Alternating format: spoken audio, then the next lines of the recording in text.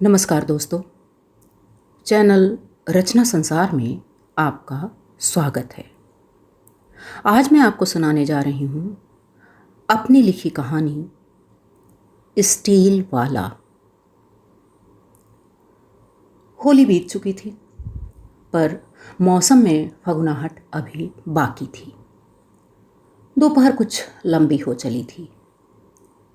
सुम्मो ताई अब दोपहरी में घंटे डेढ़ घंटे आराम करने लगी थी। उम्र हो रही थी उनकी, काम करते थक जाती थी। अब पहले वाली बात नहीं रही। यूं घर में उन्हें बहुत काम नहीं करने होते थे। बहू थी, बेटी थी, पर ताई बैठने वालों में नहीं थी। खूब काम करती रही हैं हमेशा, तो अब बैठा नहीं जाता। घर के कामों में जो भी मदद हो सके करती रहती हैं। फिर बहू के पास बच्चों की जिम्मेदारियां थीं, बेटी की पढ़ाई थी, सो घर के बहुत से काम वे निपटाती रहती थीं। आज दोपहर खाना खाने के बाद सुम्मो ताई चारपाई पर लेटी आराम कर रही थी। उनकी आंखें झपी ही थीं कि एकदम से चौंक कर उठ बैठी। उन्हें उठा देख बेटी किरण मुस्कुरा दी। उठिए, आ गया आपका स्टील वाला। ताई के चेहरे पर खुशी झलक आई। यानी कि उन्हें भ्रम नहीं हुआ था कि स्टील वाला आवाज लगा रहा है। स्टील वाले, स्टील वाले। स्टील वाला यानी घर घर घूम घूम कर बर्तन बेचने वाला। इस स्टील वाले से लोग पुराने कपड़ों के बदले बर्तन लिया करते थे, नकद देकर भी लेते थे। पर न सुम्मो ताई के पास बहुत पैसे होते थे और न ही जिस मोहल्ले में वे रहती थीं वहाँ के लोगों के पास। दरअसल वे सब निम्न मध्यम वर्ग वाले लोग थे जो अपनी घर गृहस्थी जुगाड़ से चलाते थे। पुराने कपड़ों के बदले स्टील के बर्तन या चीनी मिट्टी के बर्तन लेना इन्हीं जुगाड़ों में से एक था। इस स्टील वाले ने ताई के मोहल्ले में कब आना शुरू किया किसी को याद नहीं है, पर अब 15-20 दिन में मोहल्ले में स्टील वाले का एक चक्कर लग जाना जैसे एक आवश्यकता सी बन गया है मोहल्ले की गृहिणियों की। ताई तो बेचैन हो जाती हैं अगर स्टील वाला कुछ दिन तक ना आए, और फिर होली के बाद तो वे बड़ी बेसब्री से प्रतीक्षा करती हैं उसकी। कितने कपड़े इकट्ठे हो जाते हैं रंग डले हुए। उन्हें तुरंत ही अच्छे से धोकर रख लेती हैं और फिर उन कपड़ों से उनके बर्तनों की पूंजी में कुछ वृद्धि हो जाती है। ऐसा नहीं कि ताई बर्तन वाले से कपड़ों के बदले में ही बर्तन लेती हों। कभी कभी नकद पैसे देकर भी बर्तन लेती हैं वे, पर अधिक पैसे तो हैं नहीं ताई के पास। अब वो ज़माने नहीं रहे जब पैसे खर्च करने के लिए ताई को ज़्यादा सोचना नहीं पड़ता था। अब तो बड़ी जतन से रखना पड़ता है पैसों को। जब से ताई के पति गुजरे हैं उनकी दुनिया बदल गई है। कितना फ़र्क आ गया है तब में और अब में। ऐसा नहीं कि उनके पति बड़ी नौकरी में थे, पर हाँ, जब वे जीवित थे तो इतना था कि ताई एक दो को खिलाकर ही खाती थी। बड़ी बरकत थी उनके हाथों में। पर अब तो खुद खाने का जुगाड़ करना पड़ता है। एक बेटा है ताई का, रमेश। उसका अपना परिवार है, छोटी सी कमाई, छोटी सी नौकरी है उसकी, 2 बच्चों की जिम्मेदारी है उस पर। सो उससे क्या ही उम्मीद करें ताई। किरण के बाबूजी यह मकान बनवा गए। नीचे के हिस्से में ताई, बेटी किरण और बेटे रमेश का परिवार सब रहते हैं। ऊपर का हिस्सा किराए पर उठा दिया है। किराए और पति की पेंशन से ताई और किरण का खर्च निकल ही आता है। पर ताई को चिंता है किरण के विवाह की। उसके लिए पैसे बचाने भी तो हैं। क्या क्या अरमान थे। सबसे छोटी बेटी है किरण। बड़ी बेटी सुमन का विवाह कितनी धूमधाम से किया था उन्होंने। तब बेटी के सिर पर बाप का साया था। अब वह साया तो रहा नहीं। जिसकी किस्मत में जैसा होता है वैसा ही होता है। किरण की तकदीर कौन जाने। क्या पता उसे सुमन से अच्छा घर और वर मिल जाए। यही सोचकर ताई संतोष कर लेती हैं। जो बन पड़ता है किरण की शादी के लिए जुटाती रहती हैं। स्टील वाले की दूसरी आवाज़ सुन ताई उठ बैठी, कपड़े इकट्ठे किए और बाहर आ गई।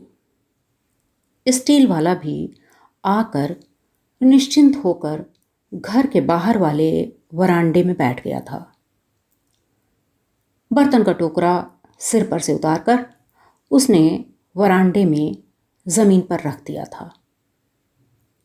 गले में पड़े अपने गमछे से पसीना पोंछता बोल रहा था वह, अभय से इतनी गर्मी पड़े लगी। ताई को देखते ही बोला, राम राम माता जी, सुखी रहो। कहती ताई भी फर्श पर ही बैठ गई। किरण समझ गई कि अब मां को घंटा भर से पहले फुर्सत नहीं मिलेगी।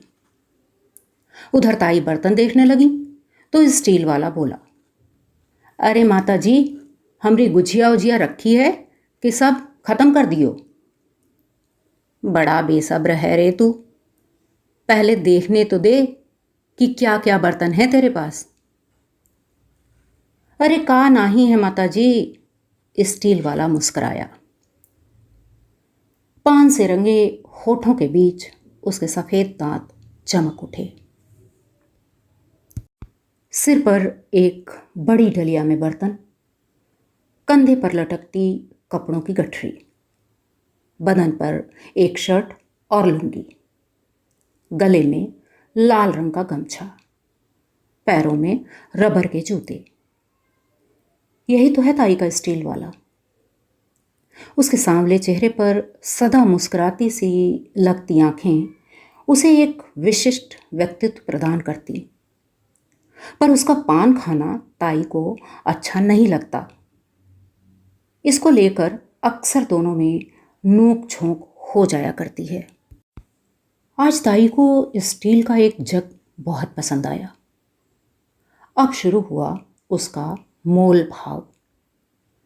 स्टील वाला जानता है कि ताई को जो कुछ पसंद आएगा वे लेंगी ज़रूर, भले ही कपड़े पैसे बाद में दें। ताई भी ये जानती हैं कि उनकी पसंद की हुई चीज़ स्टील वाला फिर किसी को नहीं देगा। आज नहीं तो कल वह ताई को वह बर्तन दे ही जाएगा। इसके बावजूद बड़ी देर तक दोनों में मोल भाव होता है। एक दिन तो स्टील वाले ने एक थाली बोली 150 की।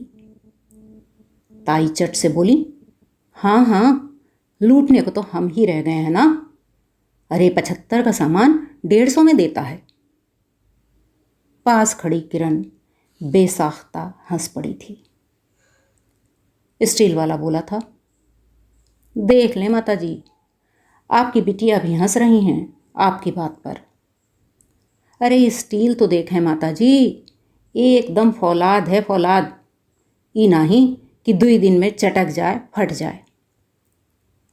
और अंत में 60 रुपए और कुछ कपड़ों के बदले स्टील वाला दे गया था वह थाली। तो ऐसा था ताई और स्टील वाले का संबंध। आज भी ताई ने अंततः काफ़ी मोल भाव के बाद वह जग ले ही लिया और स्टील वाले को ढेर सारी गुजिया और पापड़ खिलाए, पानी पिलाया। स्टील वाला आवाज़ लगाता चला गया। स्टील वाला मोहल्ले में आए और ताई के घर ना आए, ऐसा नहीं हो सकता था। बर्तन ताई लें ना लें, स्टील वाला इधर आता तो थोड़ी देर ताई के पास ज़रूर बैठता। दोनों कुछ देर बोलते बतियाते। ताई उसे कुछ खिलाती, पानी पीने को देती और वह चला जाता।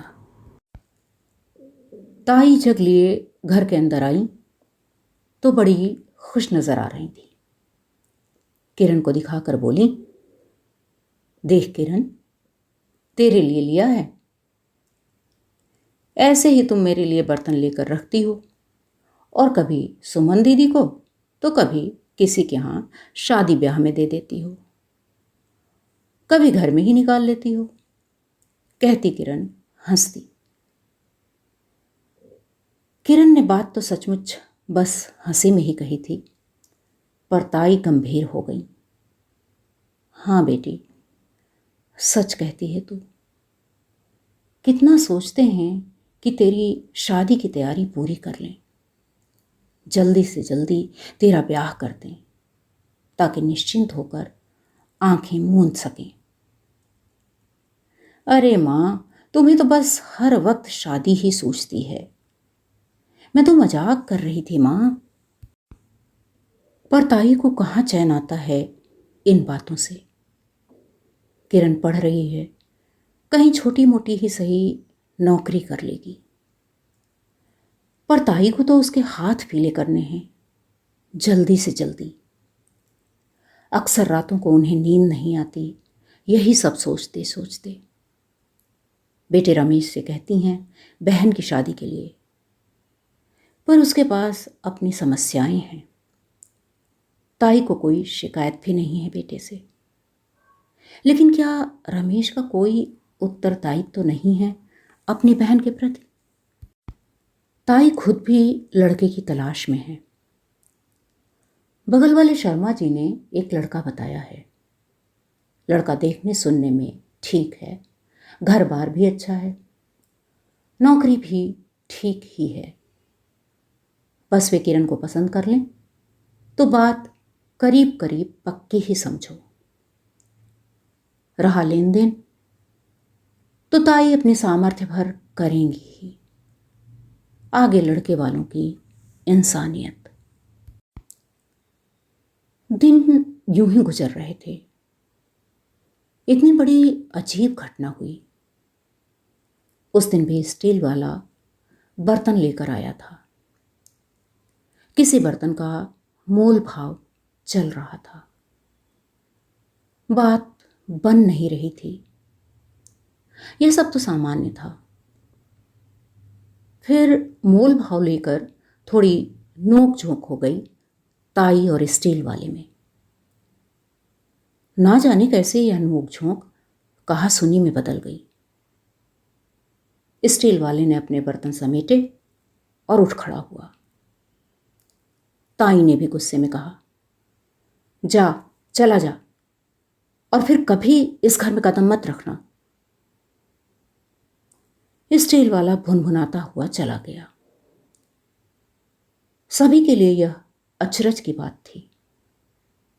दरअसल अनजाने ही स्टील वाला ताई के मर्म पर चोट कर बैठा था।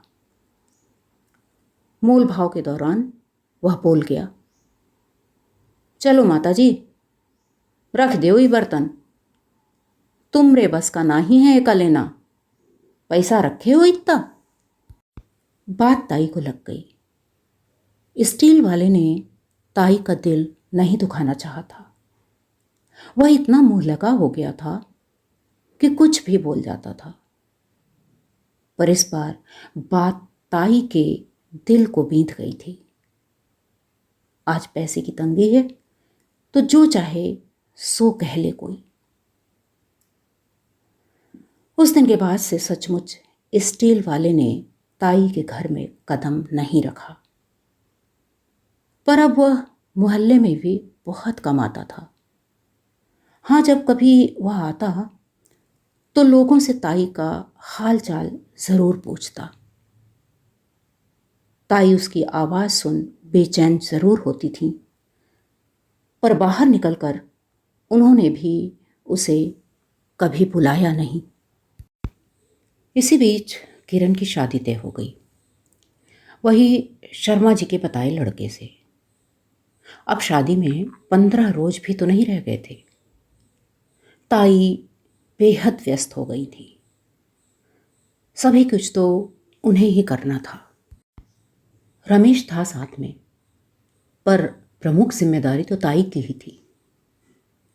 यह तो ताई का स्वभाव था कि मोहल्ले का हर व्यक्ति हर तरह के काम करने को तैयार था। सबके सुख दुख के साथी जो थी ताई। बड़ा जतन करके ताई ने किरण को देने के लिए बहुत कुछ जुटा लिया था। किरण की किस्मत अच्छी थी कि लड़के वालों ने अपनी तरफ से कोई मांग नहीं रखी थी। पर ताई का मन भला कैसे मानता, और सब तो जैसे तैसे कर लिया था उन्होंने। पर उनकी एक तमन्ना पूरी होती नहीं दिखती थी। अपने बड़े दामाद को मिलने पर उन्होंने अंगूठी दी थी। उनका बहुत मन था कि अपने छोटे दामाद को भी अपने हाथ से अंगूठी पहनाएं। पर और सब जुटाते करते अब उनके पास इतने पैसे नहीं थे कि वे अंगूठी खरीद सकें। एक विचार आया उनके मन में, क्यों ना रमेश से बात करें। उसकी अंगूठी तो यूं ही रखी है, वह तो कभी पहनता नहीं। बड़े सकुचाते सकुचाते ताई ने बेटे के सम्मुख अपनी बात रखी। पर अब बेटा दुनियादार हो चुका था। बोला, अंगूठी तो मैं दे दूं, पर मेरी भी तो एक बेटी है। ताई सन्न रह गई। क्या रमेश अपनी 5 बरस की बेटी अभी ब्याहने जा रहा है? चुपचाप वे हट गईं वहां से। बोलती भी क्या, आंखें सजल हो आई उनकी। ताई का मन दुखी हो गया था। दुख दामाद को अंगूठी न दे सकने का शायद उतना नहीं था जितना कि बेटे के बेगानों जैसे व्यवहार का। ताई को किरण के बाबूजी का ना होना पूरी तरह का चोट गया। वे फपक कर रो पड़ी। काश आज वे होते तो क्या यह दिन देखना पड़ता। मन बड़ा व्यथित था ताई का। तभी उनके कानों में आवाज आई, स्टील वाले। ताई को कानों पर यकीन नहीं हुआ। बाहर निकली तो देखा कि स्टील वाला गेट पर खड़ा है। उन्हें देखते ही उसने हाथ जोड़े और बोला, माता जी इजाजत होए तो अंदर आ जाएं। पान से रंगे होठ मुस्कुरा रहे थे। मां के कहे का भला कोई बुरा मानता है? ताई का स्वर बड़ा निरीह था। अंदर आता हुआ स्टील वाला बोला, माता जी मां के कहे का बुरा तो ना ही माने, पर मां के गुस्सा से डर लगता है ना। और वह हंस दिया। पगला कहीं का, कहते ताई भी मुस्कुरा पड़ी। बर्तन का टोकरा वरांडे में जमीन पर रख स्टील वाला इत्मीनान से वहीं बैठ गया। बोला, और सुनाओ माता जी, का हाल चाल है? सुना बहन जी का ब्याह तय हो गया, 10 एक रोज में शादी है और हमका कौनो खबरें नहीं। हद हो गई माता जी। अरे हमरे लायक कोई सेवा होए तो बतावें। किरण बहन जी का हमरे बहन नहीं है? हम कब कहे ऐसा? ताई का गला रूंध रहा था। कहीं तो नहीं, पर समझी तो यही ना।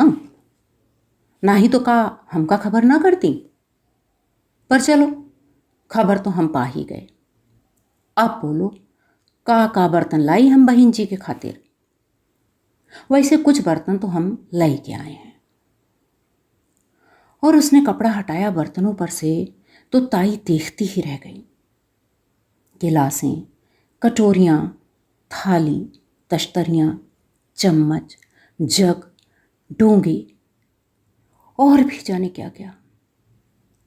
पूरा सेट बना लाया था बर्तनों का। आंखों की नमी पलकों में ही सोखते ताई बड़ी मुश्किल से बोली, पर बेटा, अभी इतना पैसा कहाँ है मेरे पास? कैसे चुका पाएंगे हम? वाह माता जी वाह, कैसी बात करती हो आप। का हम अपनी बहन को इतनी छोटी सी भेंट भी देवे लायक नहीं है? अरे हम तो गरीब लोग हैं माता जी। ना ही तो बहन के वास्ते भाई के दिल में का अरमान होत है। ताई से और जब्त ना हो सका। देर से रुका बांध टूट गया। पलकों का बांध तोड़ आंसू बह निकले। उनके हृदय में भावनाओं का तूफान सा उमड़ पड़ा था।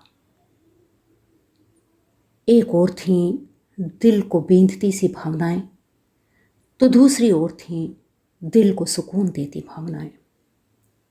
सच, कितना फर्क था उनके अपने बेटे रमेश में और इस बेगाने स्टील वाले में।